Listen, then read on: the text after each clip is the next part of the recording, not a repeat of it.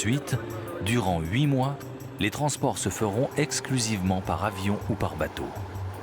La route disparaîtra. Il ne restera que des épaves de camions pour rappeler son existence.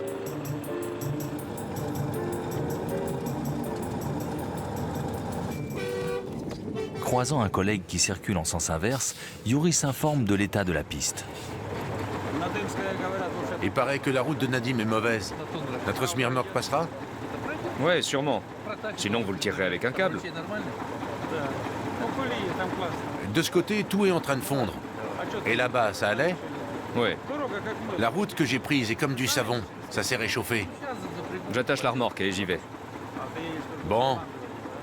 Bah, sois prudent. Oui, toi aussi. Bonne route.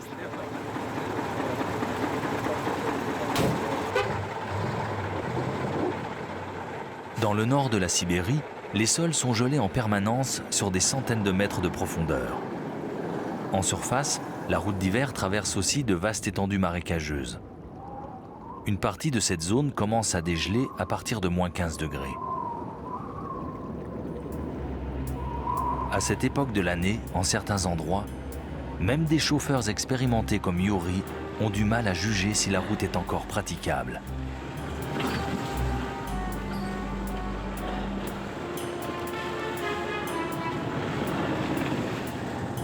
Il n'y a pas beaucoup d'eau ici en ce moment.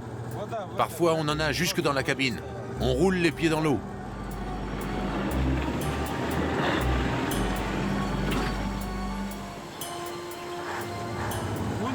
À certains endroits, c'est beaucoup plus profond qu'ici. Il peut y avoir jusqu'à 1,5 mètre de profondeur.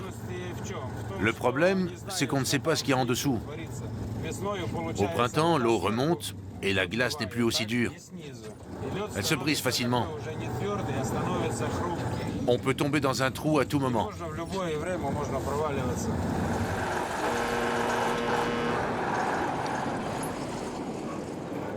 Quelques heures plus tard, le convoi a rejoint la petite station située entre Salirard et Nadim. Beaucoup la mettent à profit pour un court repos avant d'entamer la seconde partie du voyage. Une citerne d'essence est là pour secourir les conducteurs qui ont sous-estimé la forte consommation sur la route hivernale. L'Oural de Yuri consomme plus de 50 litres au 100 km. Vassili Volkov veille sur la station d'essence. C'est un ermite de la route d'hiver. Durant 8 mois de l'année, il vit totalement seul. Les 4 mois restants, quand la route est ouverte, sa cahute est un lieu de rencontre apprécié des routiers.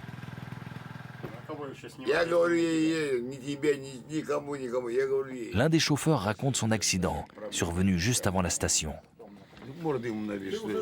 Il transportait de l'essence et son semi-remorque s'est renversé. Des collègues l'ont dégagé de son camion et l'ont ramené jusqu'ici. Tu sais ce que j'ai pensé? Bon sang, je me suis planté, c'est la fin. Je ne sais pas à quoi ça ressemble, l'au-delà. Et je me suis dit, c'est peut-être joli là-haut. Quand j'ai ouvert les yeux, j'y voyais rien. Il y avait de la neige partout et je ne savais pas si j'étais vivant ou mort. Personne ne le savait. Avant, on nous forçait à rouler. Oui, et maintenant on le fait de plein gré.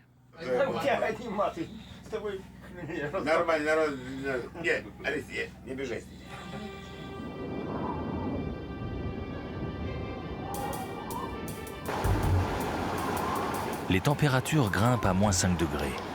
Le risque d'une tempête de neige augmente. Avec le vent, quelques heures suffisent à recouvrir la piste d'une couche de neige fraîche. Le marquage latéral disparaît. Les amateurs de hors-piste, Kolia et Yegor, ont de plus en plus de mal à maîtriser leur véhicule.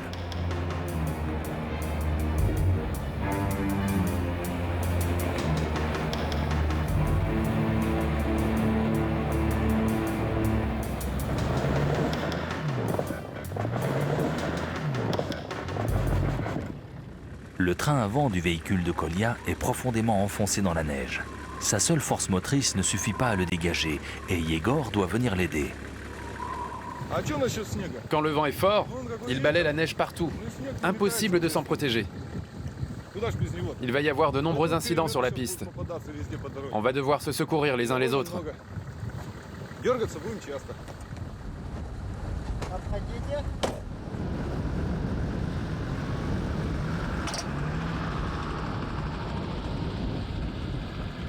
Lors du dépannage, l'accroche de la corde s'est en partie arrachée. Mais le véhicule de Kolya est dégagé. Regarde les marques que j'ai faites. Il n'y a que 30 mètres jusqu'à l'autre côté de la congère. Avec une vitesse plus importante, ça pourrait marcher. Les hommes commencent à se demander s'ils rentreront chez eux cet hiver. S'ils sont obligés d'abandonner leur véhicule, ils ne les reverront jamais.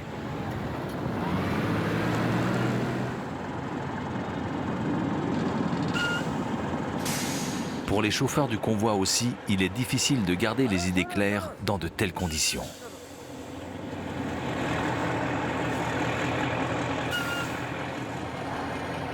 La neige est mouillée et glissante. Le semi-remorque qui transporte l'asphalteuse ne parvient plus à gravir les côtes tout seul. En tentant de le dépanner, même la pelleteuse s'est mise à glisser. Après l'avoir dégagé, les conducteurs essaient une nouvelle fois. En fait, le semi-remorque va devoir franchir un enchaînement de plusieurs collines. Au bout de seulement quelques mètres, les roues se remettent à patiner. 35 tonnes fondues sur place. Pour qu'on arrive à le bouger de là, il faut qu'il accélère. S'il prend plus de vitesse, on arrivera à le dégager. Le câble doit rester tendu. On n'y arrivera que si on s'y met tous ensemble. Maintenant, je vais me mettre en quatrième, j'irai plus vite. Ouais, en seconde, j'y arriverai pas. Ce sera trop lent.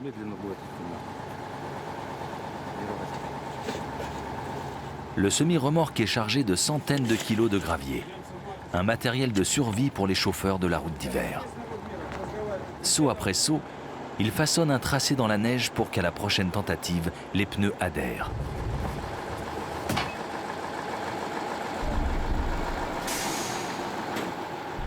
La remorque fait prudemment marche arrière jusqu'au pied de la colline.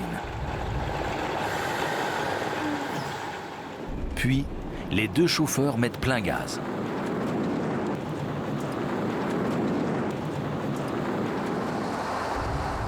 Le semi-remorque est à nouveau immobilisé.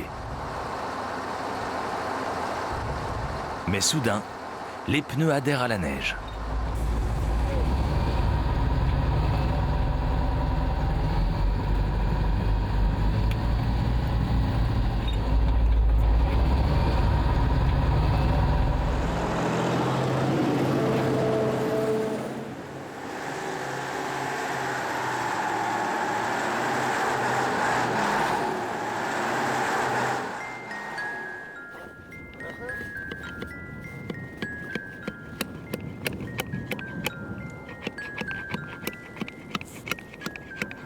Les nénètes sont loin des problèmes de la route de glace. Les nomades de la toundra vivent dans l'Arctique depuis des millénaires. Comme chaque année, ils se préparent tranquillement au retour du printemps. Quelques luges doivent encore être réparées.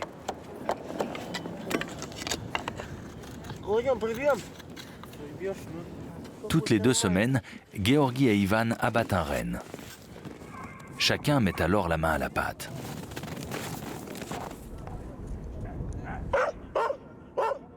Il faut aller vite, sinon la viande gèle sous le couteau et on ne peut plus dépecer l'animal.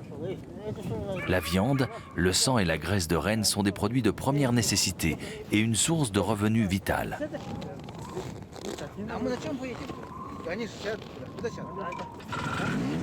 Pour la dernière fois de l'année, Ivan et Georgi se rendent en ville sur leur motoneige.